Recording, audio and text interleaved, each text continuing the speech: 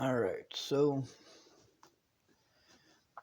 there are quite a few people that I know of that have been falsely accused of crimes, and the only thing in between them and the truth was me.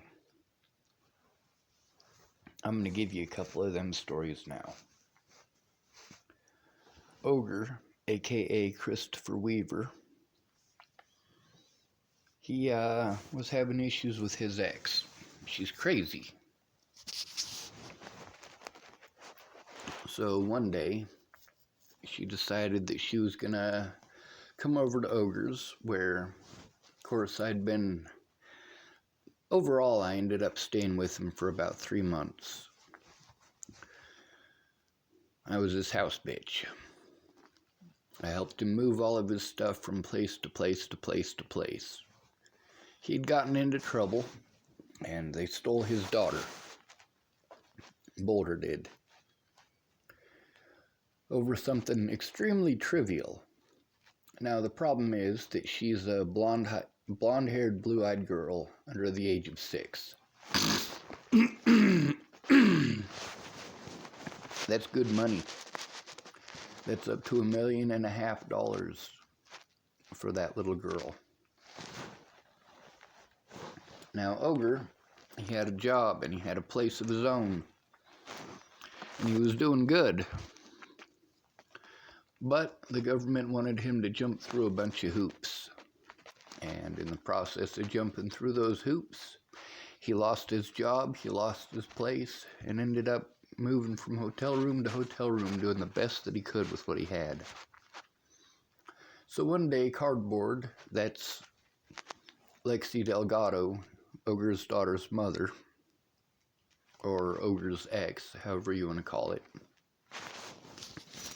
And she's got a protection order against her. She's not allowed near Ogre or his daughter. Well, Cardboard comes in, and she'd just stolen Quilly and gotten busted in Greeley with the young woman. And Cardboard passed out in a park while Quilly went and ran around in the middle of a very busy street there. Might have been Fort Collins, actually. So Ogre wasn't too happy with her. But she came over to the house anyway. And she, well, first you saw me. And she's wanting to make Ogre jealous, so she's trying to hit on me. And of course I'm stupid, I don't get it. So then Ogre goes outside and Cardboard starts attacking me sexually.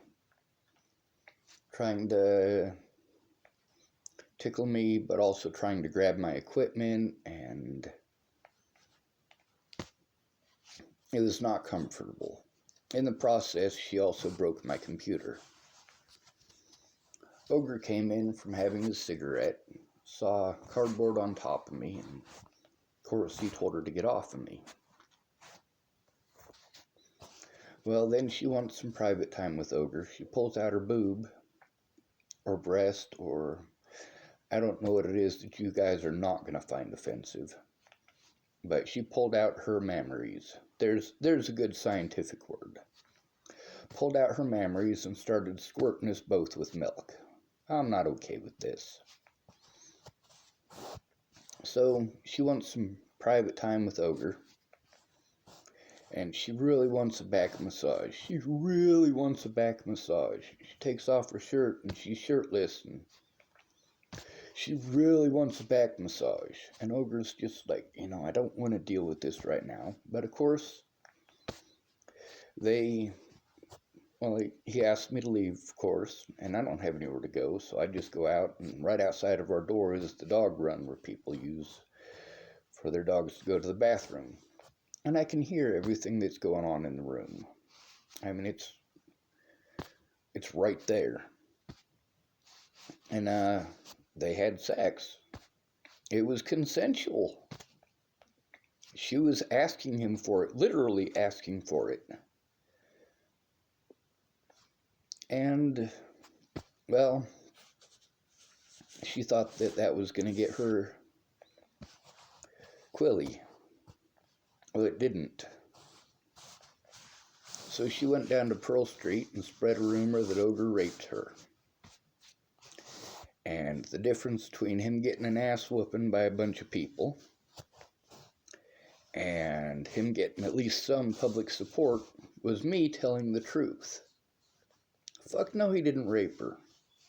She was being a crazy fucking wingnut. Now, Cardboard later stole Quilly and was on somebody's back porch, a place where she was not allowed. She went and stole her baby and was on their back porch during a blizzard. That was the last straw.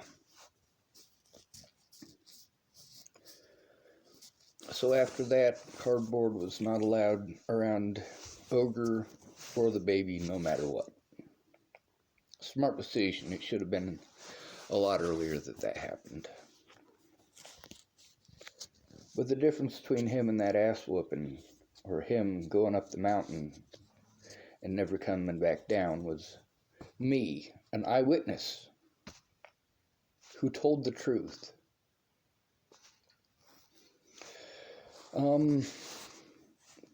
Could Ogre do the same for me? Would Ogre spend 3 months doing the things that I asked him to? No, he wouldn't. There aren't very many people like me. Natalie was like me. That's about it.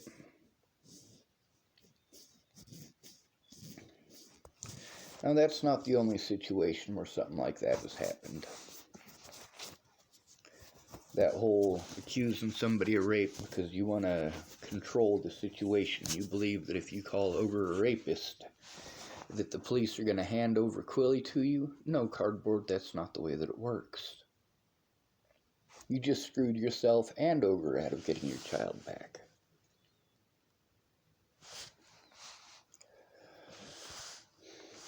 Meanwhile, you know who did more to prevent Ogre from getting his daughter back than the Boulder police? His own mother. Now let's go to a different situation. Let's go to somebody who was accused of murder. John Fox was accused of killing his ex-girlfriend, and I knew her. She was an alcoholic, but she was nice. She was kind to people. John ended up going to jail. And while he was in jail, his girlfriend ended up getting beaten severely, had a seizure, and fucking died. And Stephen McMillian, also known as Mobley, wanted to take John Fox up the mountain with a bottle. For those of you who don't know what that means you invite him up the mountain with a bottle and you make sure that he doesn't come back down the mountain. If I have to spell it out for you beyond that, you aren't adult enough to be watching this video.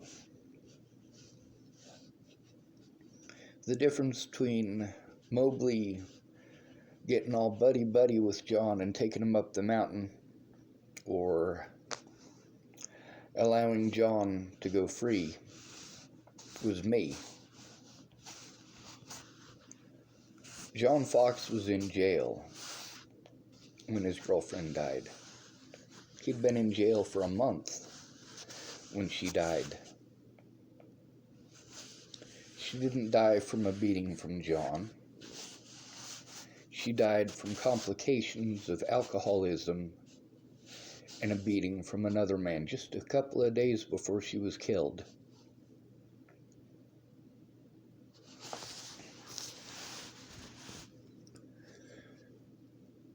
There are a lot of situations where I've seen women use sexual assault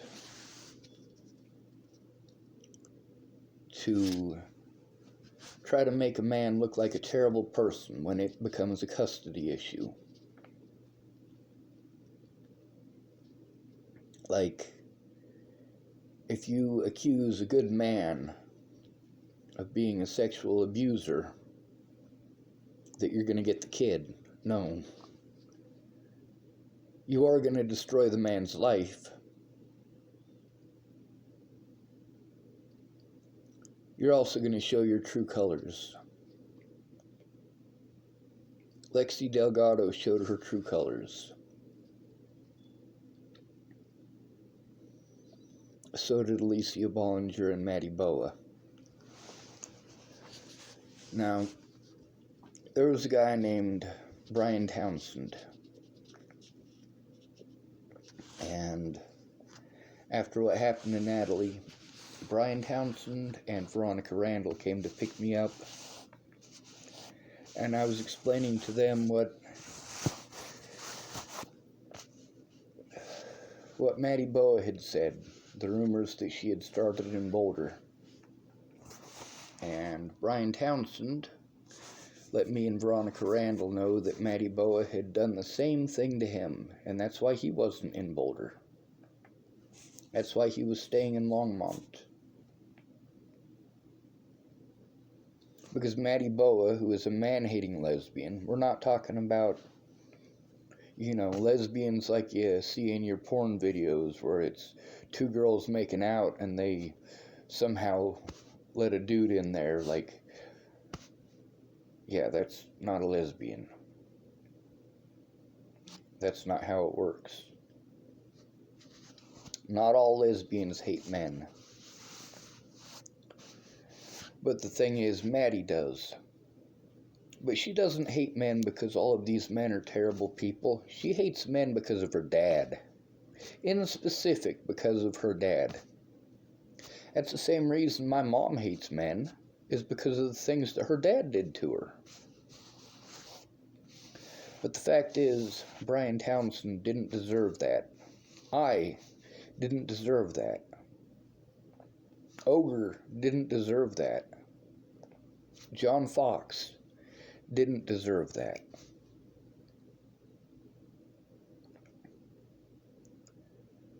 Now sure, these people could have come forward. They could have spoken up. But at the same time, these three men also have been through the same things as me, as far as this goes. Not nearly as much, not nearly as heavy. But they very well could have gone through a lot more than they did, had it not been from my mouth. Had it not been for me doing the right thing, not a year down the road, not 6 years down the road, but that very day.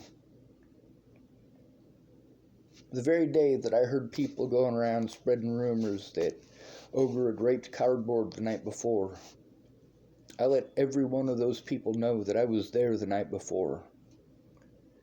And that's not what Ogre did.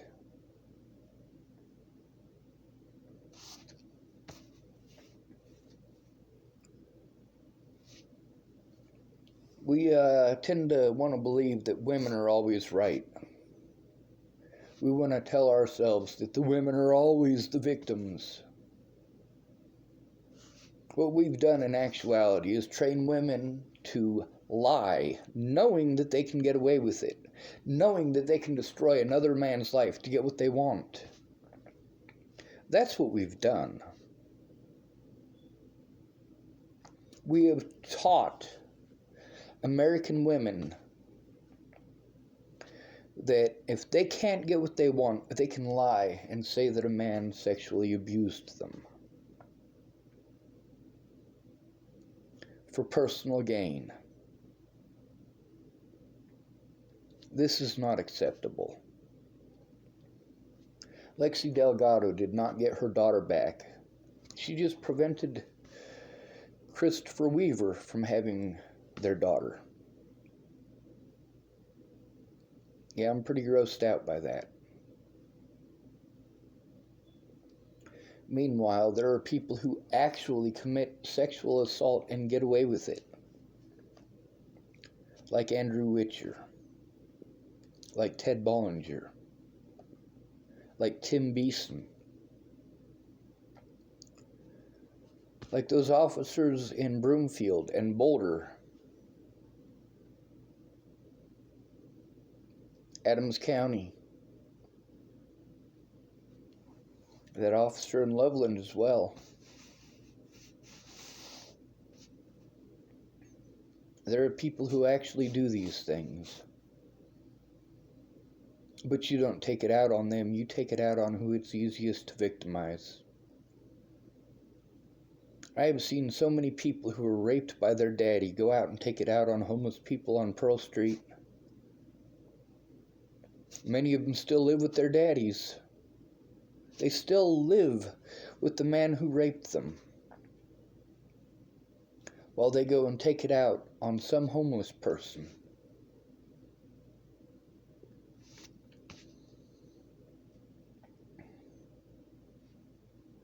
We live in a disgusting country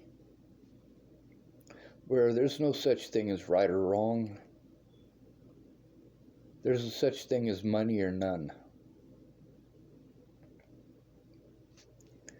It's pretty easy to assume how much money somebody has based on their skin color, or their possibility of having money, which is a possibility of defending themselves against police wrongdoing.